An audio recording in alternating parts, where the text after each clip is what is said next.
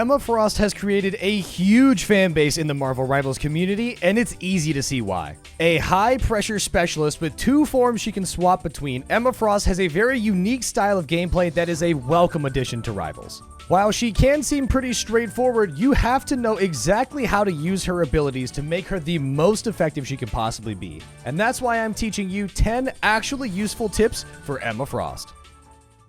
Tip number 1 is understand exactly how you should be playing Emma Frost, which is a high-pressure tank but not a dive tank.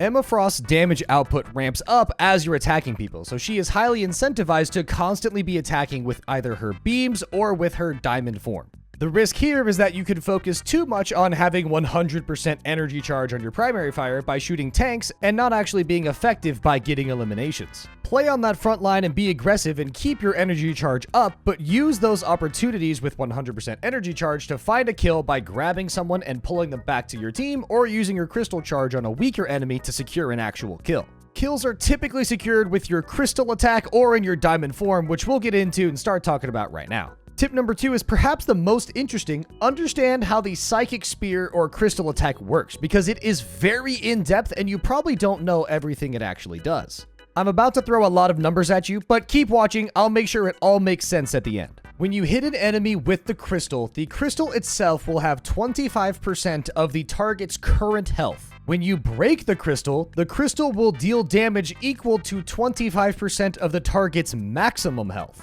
So for example, if you hit a Groot with 1000 health with the crystal and he is full HP, your crystal will have 250 HP. And when you break it, it will deal 250 HP to that Groot. If you hit that same 1000 HP Groot, but this time you hit him while he only has 200 health, your crystal will only have 50 health. But when you break it, it will still attack the enemy Groot for 250 health. This makes the Psychic Spear an incredible tool for securing kills as you hit someone with it when they're already very weak, and it'll be quick and easy to break while dealing massive damage to the enemies. So use the crystal as a kill securing weapon and you will find it's very effective. That was a lot. I hope it made sense. If you are finding some of these tips helpful or actually useful, please do consider subscribing. It's free for you and it helps me out a ton, and you'll get to know when I'm posting the next videos, which may help you in the future. So anyway, back to tip number 3. Tip number 3, let's talk about her diamond form. Her primary punches on the diamond form do different amounts of damage, and you want to complete the full combo. Her punches are a 4-hit combo where the first and second hit for 50 damage each. The third hit hits for 70, and the fourth hit hits for 80, bringing it to a total after the full combo of 250 damage. This means, if possible, you want to cycle through your cooldowns in a way where you do use all 4 hits of the melees, not just the first 2, as you're missing out on most of the bulk damage at the end that might actually secure you the kill, especially on the squishier targets, which will only have 250 total health. Tip number 4, her crystal kick does deal damage if you successfully kick an opponent into a wall. The kick itself does 50 damage, and it increases to 100 when the target is knocked into a wall. This also only has a 2-second cooldown and has a maximum knockback distance of 10 meters, so you should be using this kick as often as you can, as it is a very strong utility, especially if you're around other walls, to deal a quick 100 damage. You can also hit multiple enemies with this kick, so feel free to use it into clusters of enemies, and you may deal 200, 300, 400 damage with one attack. Tip number 5, the Carbon Crush Choke Slam ability is excellent at interrupting enemy animations, whether they are ultimate animations or otherwise. Obviously, if you have the ability to stop someone's ultimate by grabbing them, of course do that, but also consider using this ability on a character who might be trying to escape. For instance, Venom, who may be trying to predictably jump away after he has used his ability to give himself more health. You can grab him right before or right as he is using his grapple and keep him in place, securing your team a tank elimination. This also goes through shields, so no worries if a Doctor Strange or Magneto has their shield up. You don't need to worry about that animation one bit. Leap in there, grab them, and kick them back to your team and let them do the rest. The final tip about the diamond form, tip number 6, you can end your diamond form transformation early in an effort to put out your shield and save yourself from further damage. I use this trick all the time. If I get in, I get a good amount of damage. Maybe I even get a kill, but my health is super weak. I will get out of my diamond form just so I can put my shield up and run to the other side of it to make sure that I have a little bit more protection from the enemies and my teammates can maybe heal me back up and I can prevent a needless death.